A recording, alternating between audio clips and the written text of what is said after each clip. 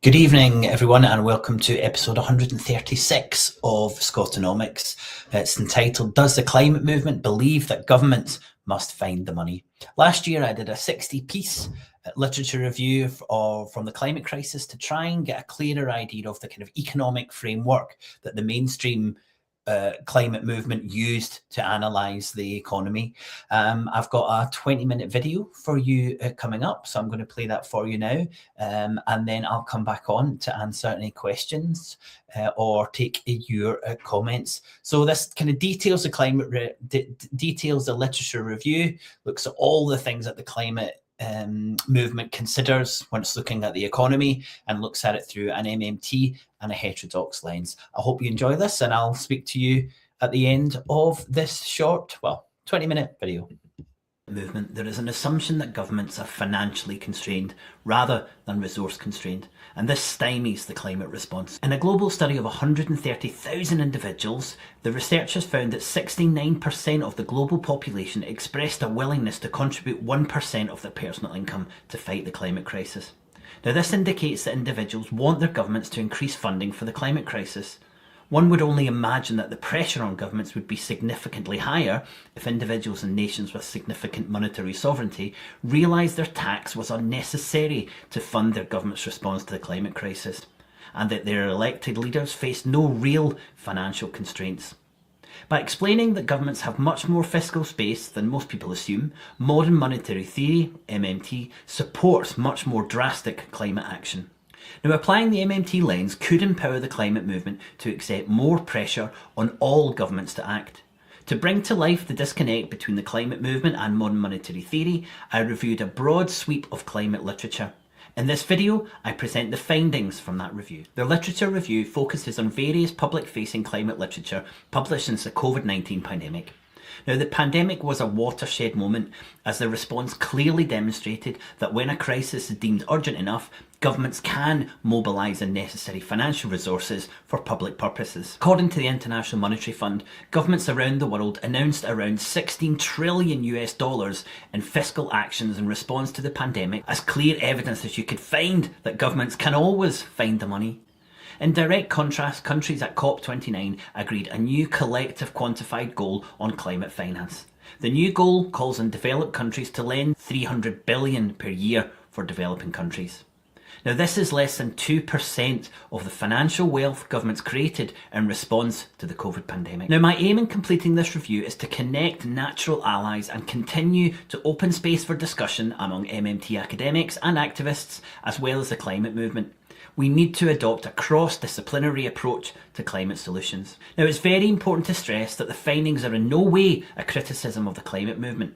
It's no different from any other discipline, and it's heavily influenced by mainstream economics and economists.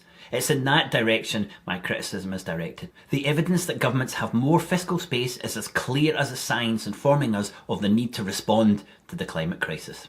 Now, all the literature that I reviewed was published after the COVID-19 pandemic began in early 2020. The literature review focuses on articles that addressed macroeconomic issues related to climate change. The literature review is divided into 3 equal parts.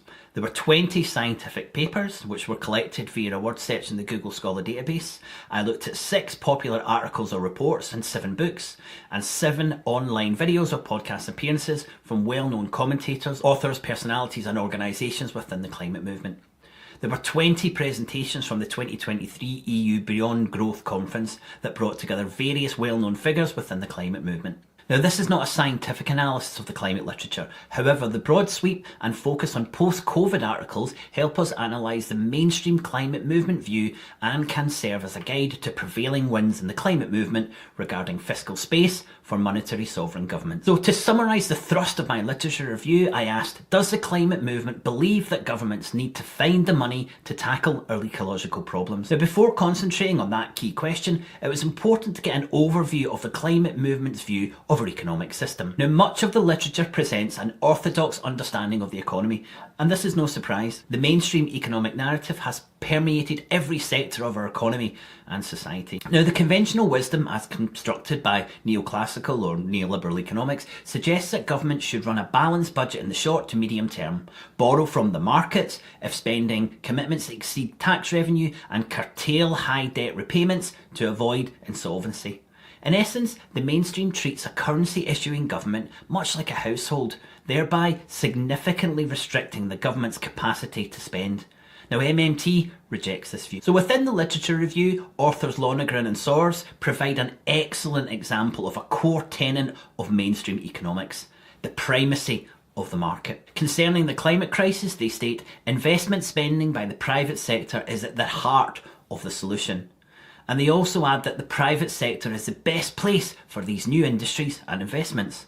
Now, this is an economic opinion, not an economic fact, and both statements would be strongly contested by most heterodox economists. Across the literature, there is general support for the state's role to de-risk private investment. In essence, making it easier and less risky for private finance to realise a profit from the climate crisis. The British Ecological Society, in discussing nature-based solutions, sums up this view. Public funding will need to de-risk private investment until markets for the full range of environmental services are established, and nature-based solutions become a familiar asset class for private investment and finance. This is the financialisation of nature. Within the sources, the costs of the climate crisis are discussed almost exclusively in financial terms rather than resource terms. Although this could be an attempt by the climate movement to speak the language of finance, it alludes to the misconception that sovereign monetary governments are fiscally rather than resource constrained. This core belief at the heart of the mainstream economic orthodoxy has caused so much damage to our chances to properly resource our adaptation and mitigation measures. A powerful narrative within the mainstream emphasises the importance of taxation in providing the fuel to achieve policy goals. This is evidenced within the climate literature. The sources I reviewed commonly emphasise the essential role of carbon taxes and pricing to incentivise economic agents to change their behaviour and drive decarbonisation. Now, this is despite extensive research showing that carbon markets have had a minimal impact on overall emission reductions. Click on the link above or in the show notes to see a short critical analysis of carbon markets. There is a lack of awareness and seemingly interest in why funding was available for COVID-19 but not for the climate crisis. The Build Back Better bill, the 2021 US post-COVID-19 funding bill, which was supposed to release trillions of dollars, was lauded by climate scientist Professor Michael E. Mann, without inquiring why this funding was only available now. Post-COVID, the UK-based think tank Chatham House asks, what then can we learn from previous crises about what a truly urgent response to climate change should look like? It notes that the public information on the impact of the climate crisis highlights the significant difference from other crises, such as COVID-19, the two world wars and the Great Depression. It doesn't mention using the power of the public purse as the primary financial response to solve all those crises. On hearing that the Biden administration was planning to spend trillions on infrastructure across the USA, climate scientist Bill McKibben asked the most pertinent question: why weren't we doing this all along? Disappointingly, in his article in the New Yorker, he never returns to that question or, in fact, seeks an answer. Instead, he discusses whether this amount is enough to make any significant difference to the US climate response, which of course it is not. Now, within the literature, there is some heterodox economic understanding of our economy. Many prominent figures in the climate movement are sceptical that the current economic framework can effectively address the climate crisis. Authors and academics broadly within the degrowth movement, such as Hickel, Buller, Callis and Parkey, often discuss the economics of the climate crisis within a heterodox paradigm. Hickel 2021 provides an excellent critique of the orthodox economics that underpins the capitalist economy, and Sultana in 2023 expands on capitalism's continued colonial nature. The climate movement has a robust Marxist perspective epitomised by Tad Daly and his belief that capitalism accumulates by exploiting workers to transform nature. And also Japanese Marxist philosopher Kyoto Sato, who states that we need a revolutionary transformation of labour and production to solve the climate crisis. Throughout the literature, we found support for the insight from MMT Lens provides. However, their views were almost exclusively found within that much narrower post-growth or degrowth movement. An example of the support from post-growth academics comes from Jackson in 2021. He states that one of the widely held beliefs that a monetary sovereign state was like a household was profoundly wrong, and that the sovereign power of governments to issue its own currency is curtailed only by inflation and ideology. Adrian Buller, a degrowth scholar, discussed the response to COVID-19. For governments with substantial monetary sovereignty, there was no shortage of money to finance the things they needed. A wonderful paper released in 2023 dismisses learned helplessness outright. The paper draws heavily on the MMT arguments to show that states with sufficient monetary sovereignty face no obstacle to funding the policies necessary for a just and sustainable degrowth transition. Now, in summary, the majority of the climate movement adheres to a mainstream economic approach. Though it's influenced by Marxist thinkers who promote a heterodox perspective, academics loosely grouped as post-growth or degrowth already use the MMT lens to address the state's response to the climate crisis. Now, after assessing the general position in economic thinking within the climate movement, I considered the concept of learned helplessness. Economist Stephanie Kelton uses this phrase to describe the self-imposed ideological constraints that governments with high monetary sovereignty, those that issue and tax in their own currency, have minimum foreign currency debt and operate a floating exchange rate, place on their spending. Now, having the money to tackle the problem is often referred to as fiscal space.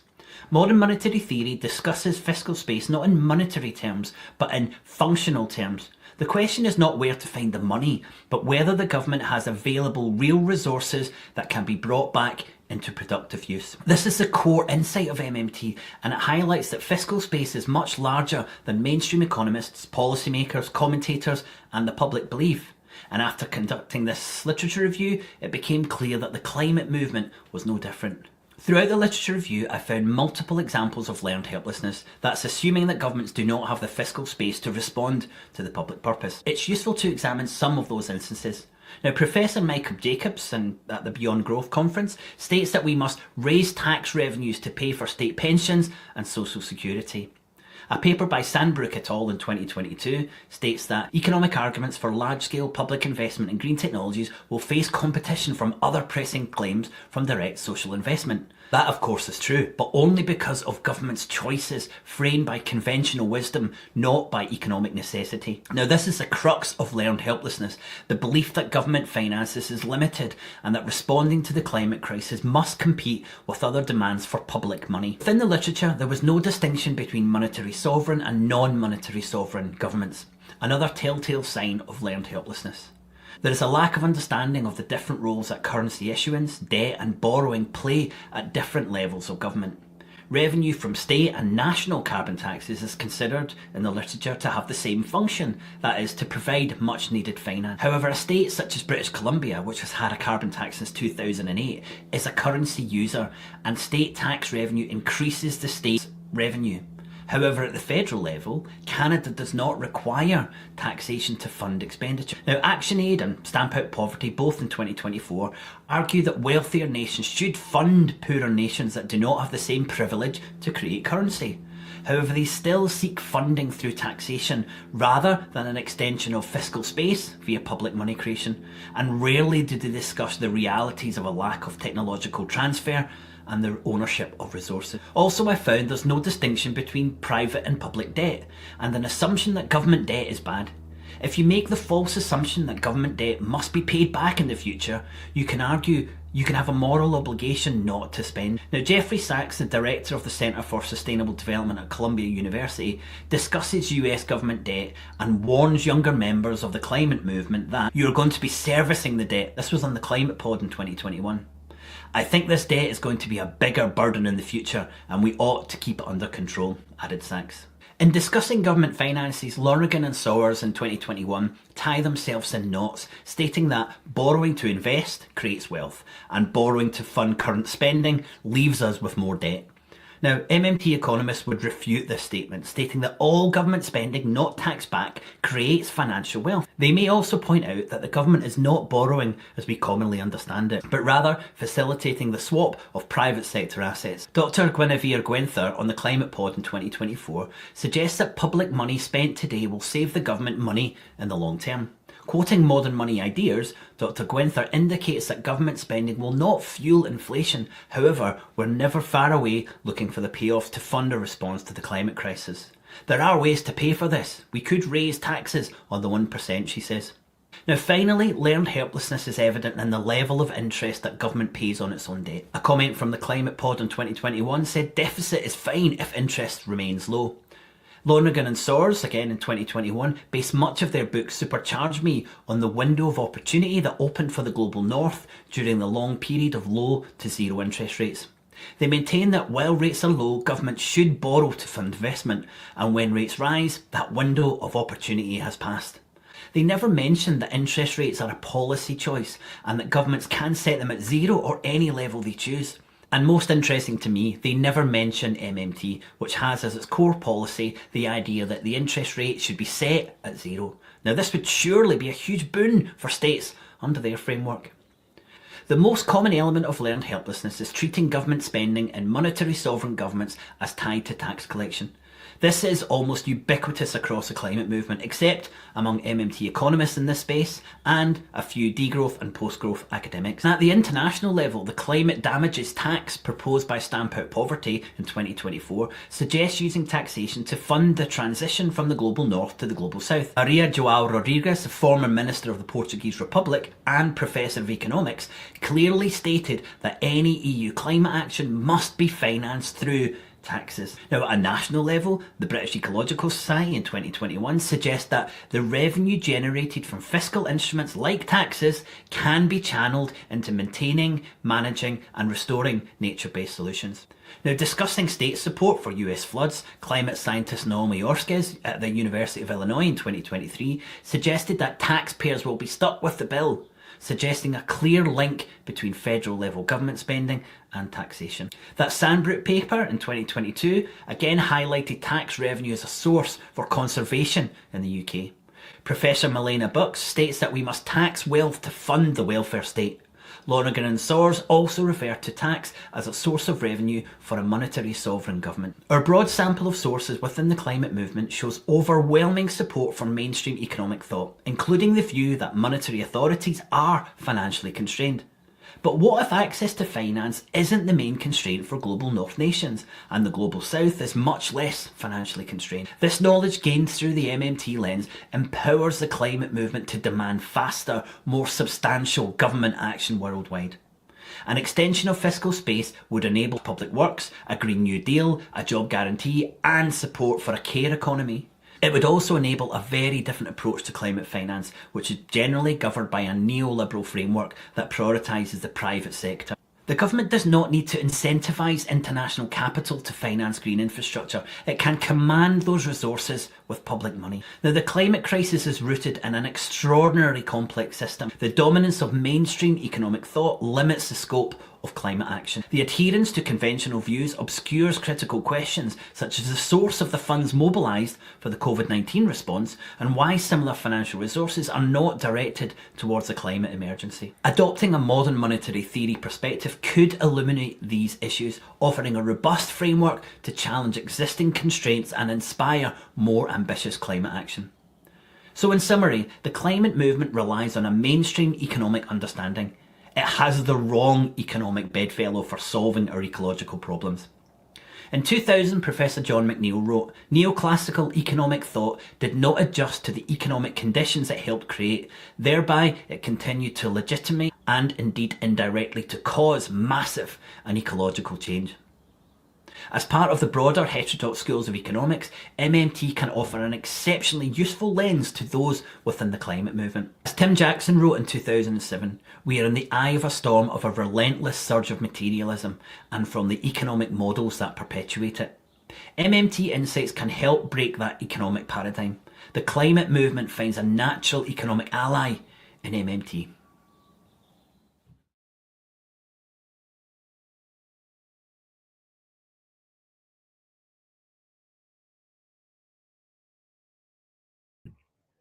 Well, I hope you enjoyed that short video. It was a little bit of a a kind of quick walk through the literature review that I did, which I'll be publishing in a few weeks' time with a lot more detail, including all the references and the 60 bits of literature I looked at. But I think in summary, it's clear. What I'm saying is that the ecological, the climate movement or the ecological movement would be much more empowered if it really understood the power of the public purse as identified by modern monetary theory. Well, thanks so much for joining me tonight. I think we're back next week, actually. We're going to look at a really interesting proposal, 2 weeks' time, a really interesting proposal to encourage and increase the amount of community wealth building in Scotland. Thanks very much. Bye for now.